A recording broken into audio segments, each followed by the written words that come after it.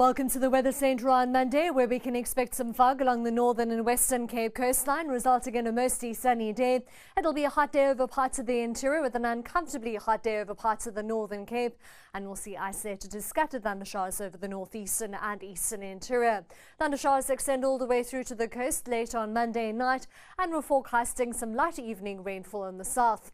There's a high fire danger warning over the western part of South Africa, with runaway fires possible within the shade of red.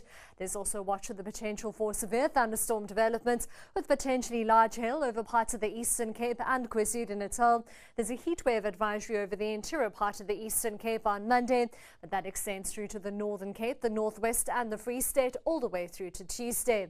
Our rainfall probability map shows up to a 60% chance of thunderstorms, and that's mainly from Gauteng through to the eastern interior, with a few isolated thundershowers as we head towards the northwest, Limpopo and the interior part of the Eastern Cape, extending through to the KZN coastline by Monday night, and there's a slight possibility of light evening rainfall in the south. In the northeast, we're forecasting a maximum of 32 degrees for Johannesburg, Mahikeng and Pretoria both at 34, just shy of 40 in Vryburg with another toasty afternoon. We head into the upper 30s over the western part of the Free State, 32 for Bethlehem. Hot weather continues, especially over the interior part of the Eastern Cape and KwaZulu-Natal, with many of those highs heading into the middle and upper 30s.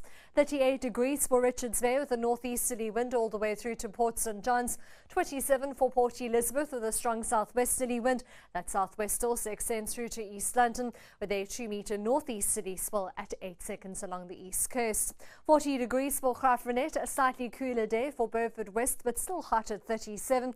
You'll see maximum temperatures remaining well into the 30s over the Western Cape interior.